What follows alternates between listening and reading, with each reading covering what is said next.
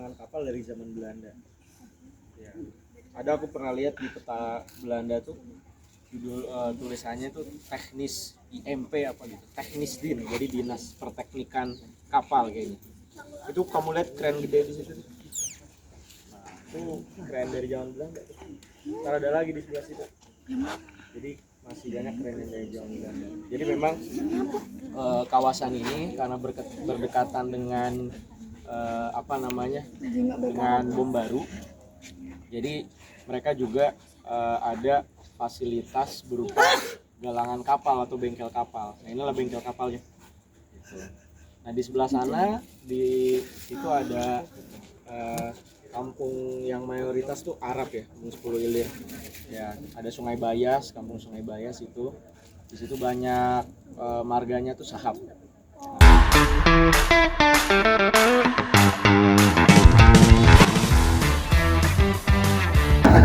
Ceritanya emang saya berhenti sebelumnya. Jadi kan di semester awal itu kita pernah wawancara ke Kampung Al-Munawar. Iya. Nah, di Kampung Al-Munawar kami itu dikasih tahu kalau orang-orang Arab yang tinggal di Palembang itu dia punya keluarga tersendiri, kayak keluarga Asgaf, keluarga lagi. Ya, Asgar bin Sahab itu termasuk Al-Munawar. Ada Al-Kaf. Pembagian sepertinya aku terbuka. Pembagian di wilayah-wilayah Palembang atau mereka itu menghuni satu wilayah khusus atau menyebar. Ada kampung tersendiri dan Al-Munawar di sinilah, Asgaf di sinilah. Kalau untuk kampung mungkin kalau yang Asgaf punya kampung, Al-Munawar punya kampung, terus Al-Kaf punya kampung ya. Di seberang semua itu, Asgaf di seberang di 16 Ulu, Al-Kaf di 14 Ulu, terus Al-Munawar di 13 Ulu. Kalau untuk yang lainnya mungkin ya, belum ada ya, belum ada karena kalau kependudukan orang Arab ini tadi wilayah-wilayah misalkan kampung Arab banyak. Tapi kalau yang namanya kampung marga, kampung PAM itu boleh dibilang cuma 3 itu yang Al-Munawar, Al-Kaf, sama Asgaf.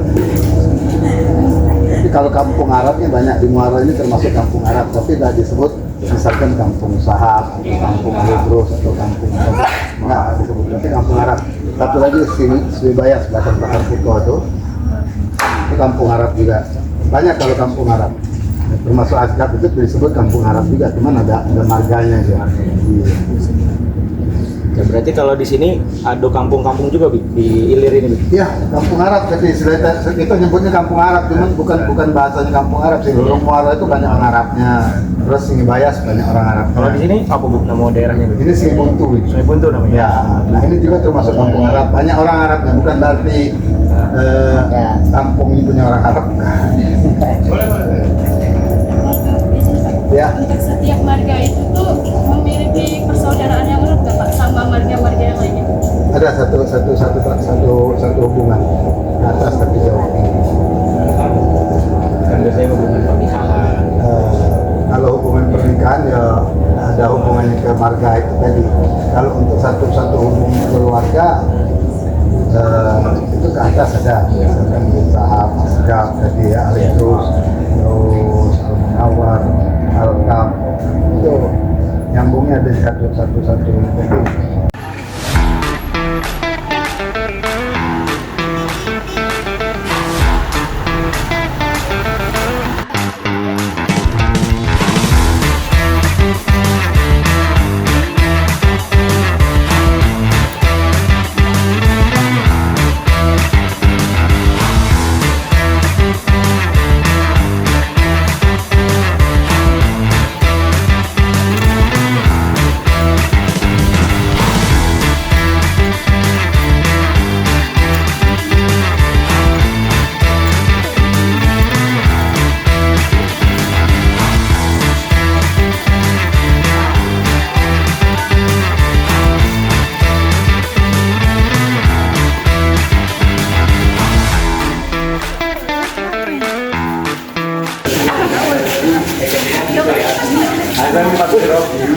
Itu biasanya tanda rasa syukur.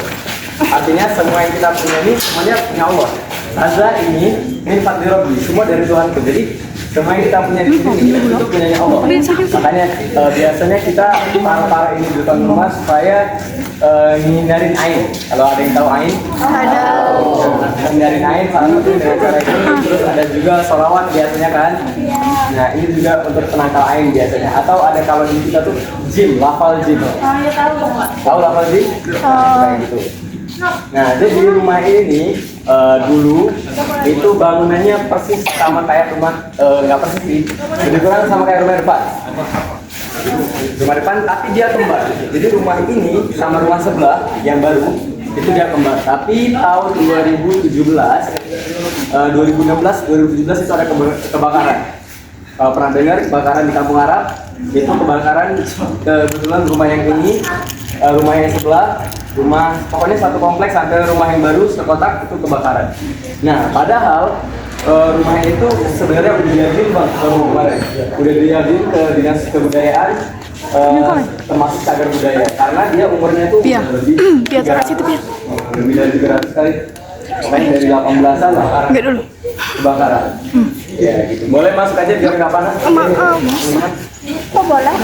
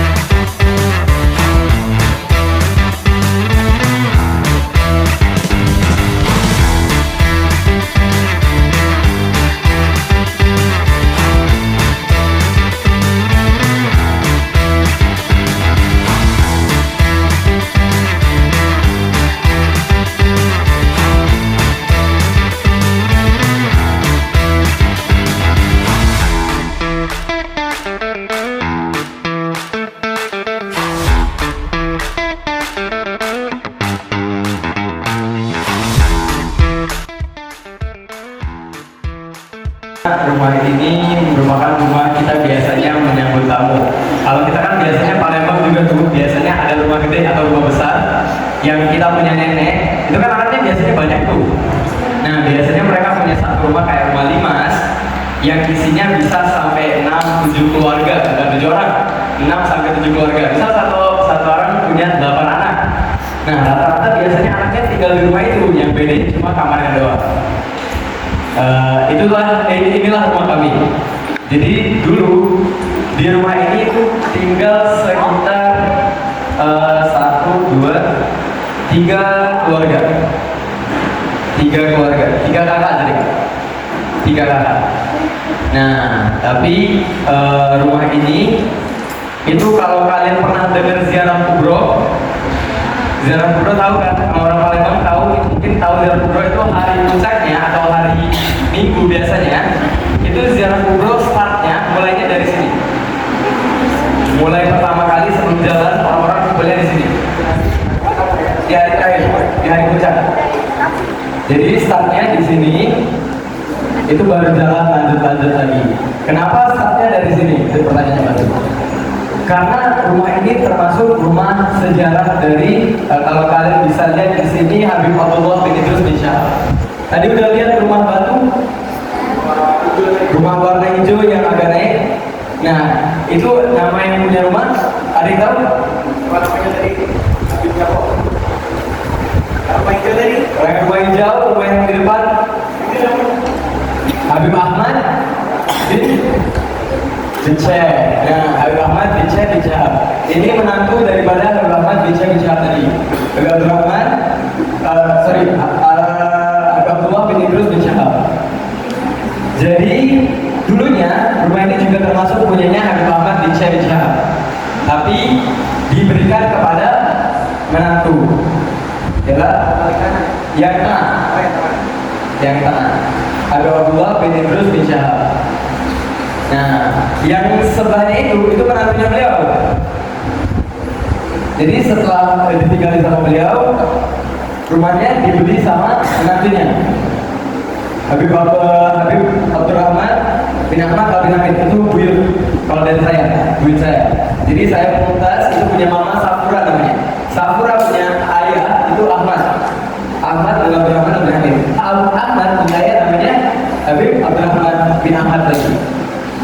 Nah, jadi kalau kita tuh di tiap-tiap kabilah atau tiap-tiap marga itu biasanya namanya nggak beda-beda. Alhamdulillah kita bagikan.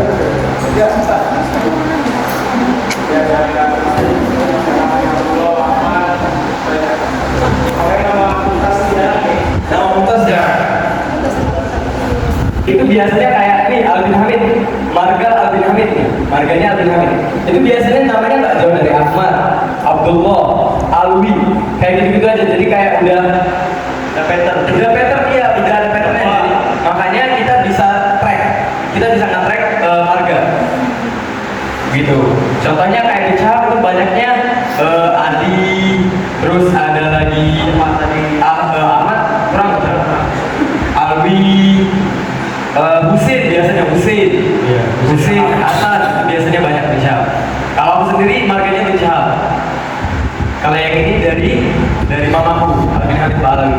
Nah, Al bin Hamid ini nggak fun fact-nya, kita cuma ada satu keluarga sehidup. Keluarga se-Indonesia. Jadi satu Indonesia, Al bin Hamid ini cuma ada di Palembang. Ada beberapa memang yang udah merantau kayak di Madura, kemudian di Singapura, yang di luar itu. Dan itu masih turunan dari sini. Ya, dia base-nya dari sini. Jadi ialah Habib Abdurrahman bin Ahmad itu dia ngajak anaknya Habib Ahmad bin Abdurrahman untuk dakwah ke sini. Padahal ini fakta juga, padahal kalau dia nggak ninggalin, dia di sana tuh dianggap sebagai munsyid, kita sebutnya. Munsyid itu pemimpin kabilah. Di sana tuh maksudnya di Hadramaut ya. Di Hadramaut, sorry ya. Di Hadramaut ya, itu dia sebagai munsyid kabilah atau pemimpin dari kabilah Al bin Hamid ini.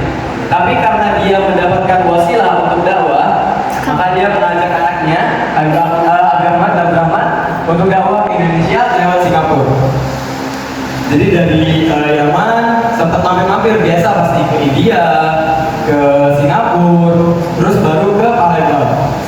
Begitu kalau dari marga Al bin Hamid sendiri. Nah, tapi kalau untuk wilayah Sunni Bayas ini sebenarnya punyanya Habib Ahmad bin Syadari yang punya rumah batu. Dan itu bukan cuma Sunni Bayas. Kalau kalian tahu jalan Dr. M. Isa, dulu sepanjang jalan sampai ke itu punyanya beliau, tanahnya beliau. Jadi bisa disebut saudagar. Dan mereka datang ke sini itu bukan cuma dakwah, mereka bawa uang, mereka bawa harta mereka. Jadi kalau sekarang kan sering nih kalian dengar isu-isu yang Habib kok kayak gini, Habib kok kayak gitu. Kalau menurut aku pribadi, itu bukan Habib yang mana dicontohkan sama Habib dulu. Karena Habib dulu kesini, itu dakwah mereka bagi beras, mereka bagi makanan, mereka kasih uang. Mereka datang tuh dengan uang, bukan cuma dengan ilmu. Jadi mereka datang ke sini tuh bukan ngarepin duit seperti yang diisukan, seperti yang diomongin Habib datang ke Indonesia cuma cari uang. Habib ngapain lari jauh-jauh ke Indonesia cuma cari? Enggak. Dulu Habib itu saudagar, semuanya menantu sultan. Rata-rata yang datang ke sini menantunya sultan. Mereka datang ke sini karena mereka dianggap syekh, guru segala macam, jadi diangkat menantu sama sultan. Nah, maka dari itu menepis orang-orang yang bilang kalau Habib datang ke sini itu buat cari duit.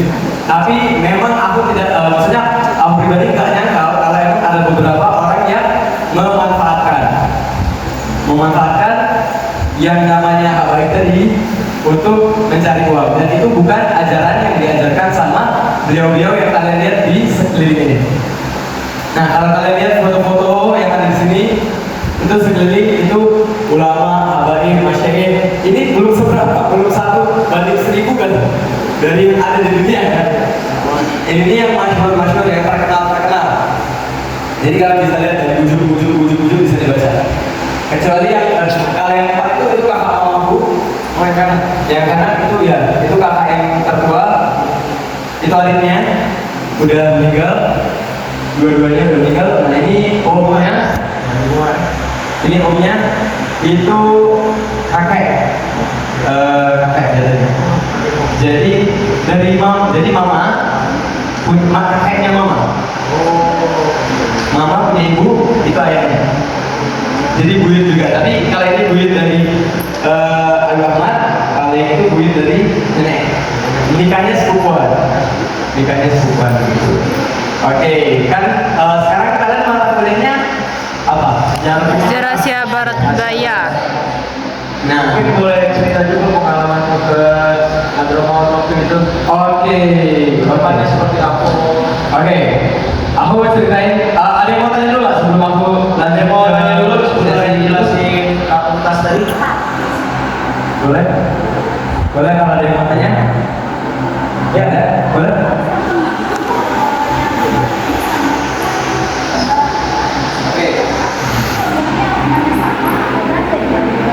Oke, aku cek dulu ya kalau masih ada pertanyaan.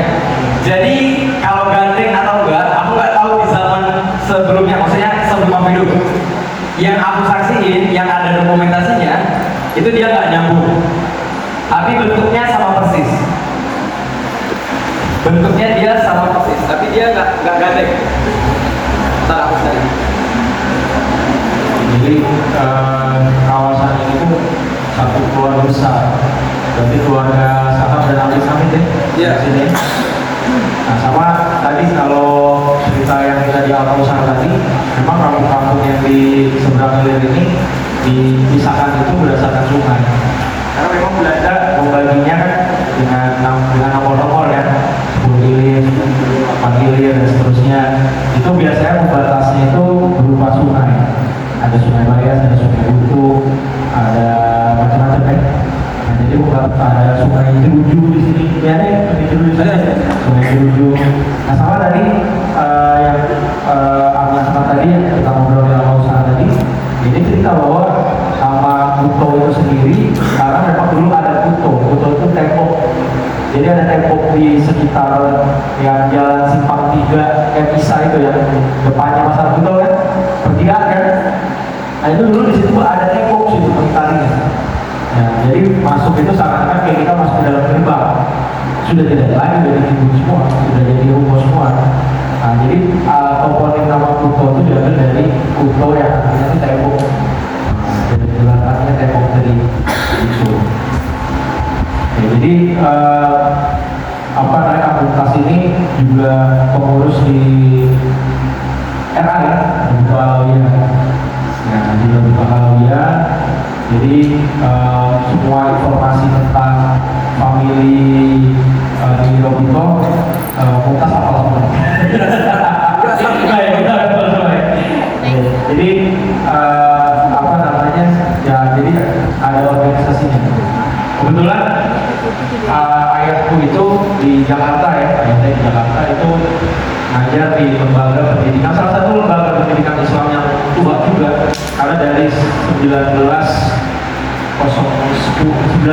kalau nggak salah, itu namanya Jamnatul Khair. Jamnatul Khair itu yang bikin apa namanya ya keluarga juga yang ada di Tanah Abang. Tanah Abang sekarang nggak bisa disebut ya, Tanah Hercules ya. Jadi emang Tanah Abang tuh apa namanya banyak irisan etnis juga gitu. Nah terus ya sambil terlagi nah tadi Mumtaznya pernah ke Hadramaut nih? Iya nggak pernah. Hadramaut itu Hadramaut itu daerah yang apa namanya sebenarnya kering ya, Kering, sangat kering. jadi memang dan apa namanya sehingga banyak keluarga-keluarga dari Hadramaut itu hijrah ke India, hijrah ke Asia Tenggara gitu. Dan memang di Hadramautnya sendiri banyak yang berbisnis sudah, mereka punya kapal karena Hadramaut itu pesisir, jadi Hadramaut itu pesisir ya, jadi memang mereka hidup sebagai ada nelayan ya, ada yang jadi nelayan di Hadramaut, ada yang hidup sebagai petani ya, ada juga yang pedagang tadi ya, mereka hijrahnya sampai ke India dan ke Asia